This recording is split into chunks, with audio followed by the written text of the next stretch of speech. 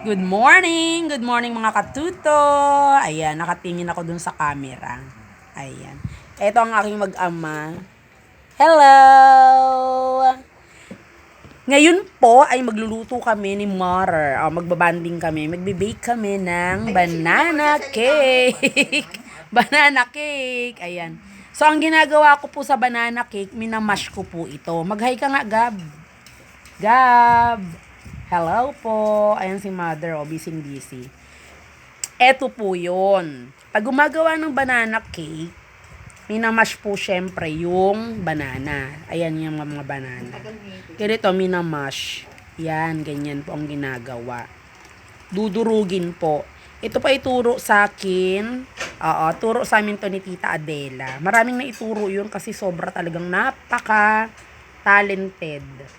Oo, talented. Ito yung mga gawain sa gawain nila sa foreigner nilang bossing.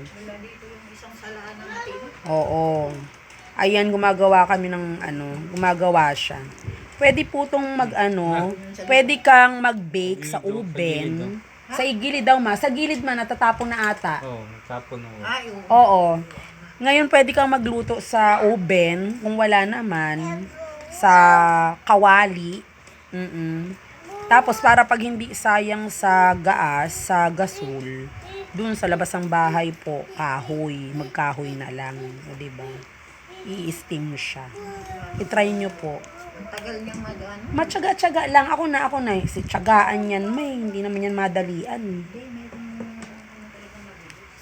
Dalawa ito eh. Ito po, ayan. Tyaga-tyaga lang. Ang hirap palang gawin, no, nung nagbablog ka, tapos hawak-hawak mo yung camera. Tapos, yung isang kamay mo sa, nagmamash. Baka malaglag ito. Yari. Anyway, marami naman kaming saging. Pero, diba, sayang naman ang effort ko. Ayan po. Maraming salamat sa mga tumangkilik ng saging. Meron pa po baka gusto mag-order. Pero pwedeng mag-order, banana cake na siya. Kasi po pala to, hindi katulad ng ng lakatan, medyo nagtatagal. Ito pag nahinog, kain na po agad. Oo, kakainin na po natin agad ang sanpil ko. Oo, hindi siya pwedeng magtagal na hinog. Malambot po siya. Pero bango niya pag hinog na eh. O yan. Ayan na.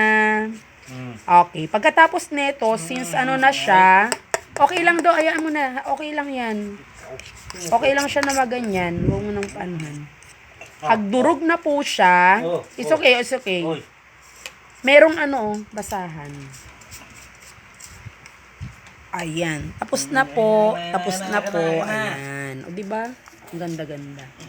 And then, ayan, magpinoyhin nyo po tayo ng mga English-Tagalog na mga ginagamit sa pagbe-bake. Sunod po, saging.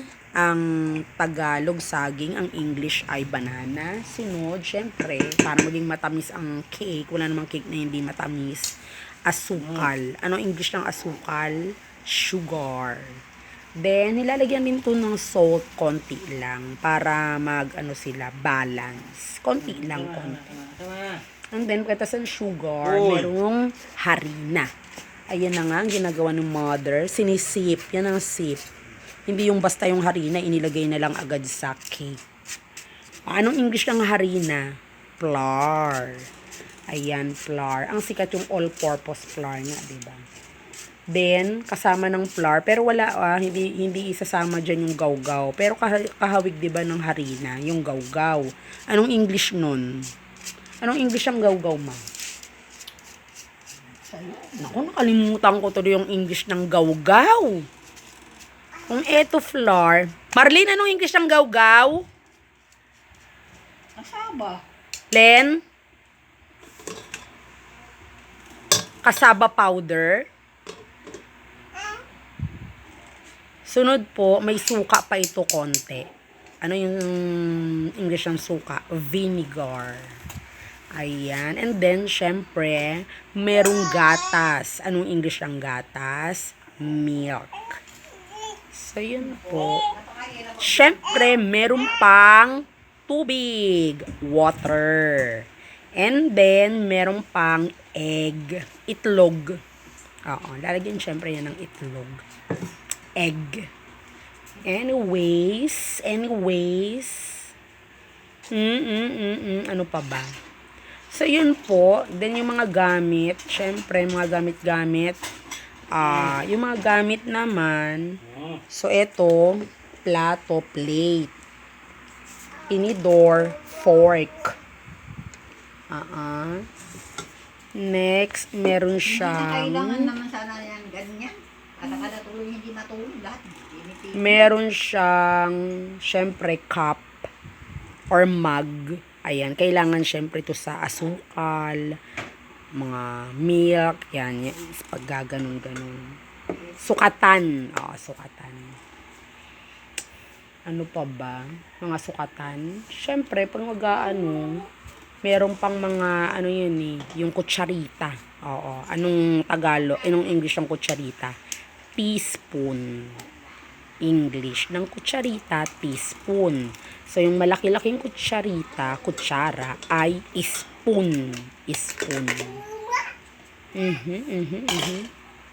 Meron tayong malaking haluan. Haluan ng mga ingredients. Oo. Yun ay mixing bowl. Ayan. Tingnan nyo po, nagbabasa. Nagre-review ng recipe si mama, baka magkamali. Ayan na. Hinahalo-halo na ng lola mo. Gahalo-halo na siya ng egg. So, yun po yun. May mga technique pa po dyan. Oo. Basta pag alamin na lang, maganda naman yan. Dati nung buhay pa tita ko, ito nang laging ginagawa. Tapos, kapag sa Bohol, merong ganito si Tia Itang. Pagkatapos maluto, ayan, itinitinda na ni Tia sa paligid-ligid. Tia, sino-sino ba yung mga mo dyan? Mga customer mo. Ang dami nun. Ako, talaga naman. Sarap na sarap. Masarap po yan. Lalo na pagluto natin, syempre, kita natin yung mga inilalagay. Alam nating malinis. Yun nga lang, hindi pa wala tong icing, tsaka walang mga inilalagay na mga, pa ba yun? Mga bula-bulaklak na pinatigas, ganun, wala pa. May mga toothpick. Sa susunod meron na. Piniprepare yun Yung nanay Loretta ko naman meron. May mga lalagyanan na siya Tapos ilalagay dun yung minix niyang confectioner sugar at saka kung ano pa. Egg, may egg yun egg white ang kasama. Tapos yun ang pinang-layer sa cake. Oo, alam niya yun kasi nakakatuwa rin Patay na rin yung si nanay Loretta Ano yun? Sa Sweden naman yun. Pero nung nandito siya sa Pilipinas, pumapasok siya ng mga baking classes, yung parang TESDA. May TESDA na ng mga panahon dati. Kaya alam niya yung mga paggawa ng mga icing. Tapos yung papagandahin yung mga cake. Ayan. May mga na rin dati. Mga short courses. Mga 6 months ba yun, ma? Tapos bibigyan ng certificate, no? Dati. Ngayon naman, mga grade 11, 12. Ayan. Sa high school, meron na rin kami dati nito. Pero hindi ganun yung bongga talaga. Parang tart-tart lang ginawa namin dati. Pero at least, alam na namin. Pati mga pandesal. Ayun, mga pasimple lang. Syempre, pag level up na. May bayad na yun, yung kada session na yun. 3 months or 6 months. Ayan. So, dun sa mga katuto, wag kayong wag kayong mahiyang sumali. Oo, sumali tayo sa mga gawaing ganito, marami tayong matututunan. Oo. Kahit tulong-tulong lang sa bahay, yung mga gusto, paggawa ng mga puto, mga kakanin, ayan. Shout out kay Tia Miding, ayan, marunong gumawa ng mga puto na parang luya yung flavor. Hindi parang talagang luya ang flavor yung katas. Masarap po yun. Marami pang mga kakanin na pwede nating pagkakitaan. So, hayaan mo na siya.